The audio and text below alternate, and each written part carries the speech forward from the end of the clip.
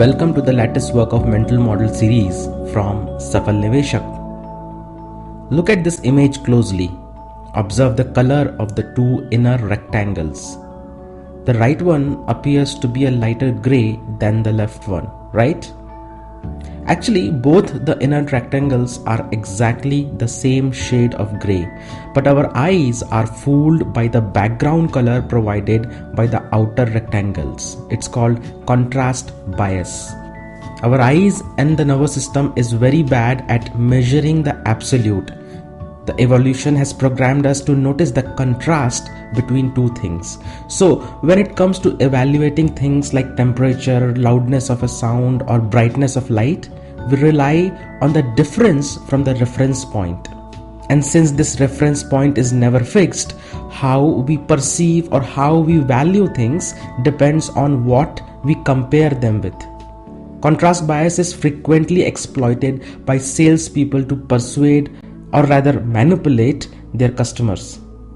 It's a very common trick used by real estate agents when they first show you a bad property with expensive price tag, so that when you look at other properties later, you will subconsciously compare them with the first one and everything will look good.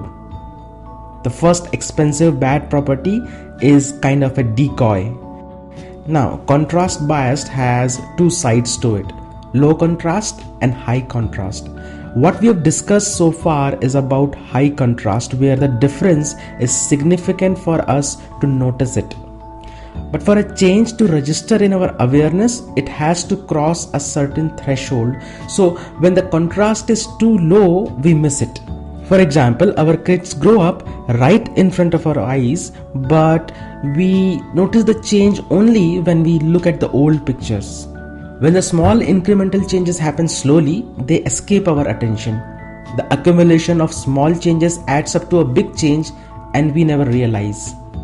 Warren Buffett once said, "Chains of habit are too light to be felt until they are too heavy to be broken."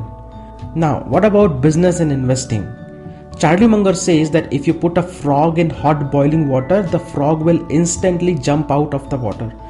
But if you put a frog in a pan with room temperature water and slowly turn up the heat, the frog won't be able to tell the tiny incremental changes. It will slowly boil to death. Now, that's not a true story, but it's a wonderful metaphor to understand the practical implications of contrast effect. Many businesses fall for this boiling frog syndrome when they fail to notice tiny gradual changes happening in the industry or in the customer preferences or in the technology. On the other hand, high contrast effect is sometimes used in manipulating the financial statements. There is an accounting trick called big bath accounting. So what accountants do is that they deliberately make a particular year's income statement look worse than it is by artificially inflating the expenses. As a result, the subsequent years, especially the very next year, appears much better in contrast. Inflation is another great example of how slow contrast deceives the investors. When our money lies in fixed deposits or saving account, we fail to notice that it's slowly losing its value because of inflation.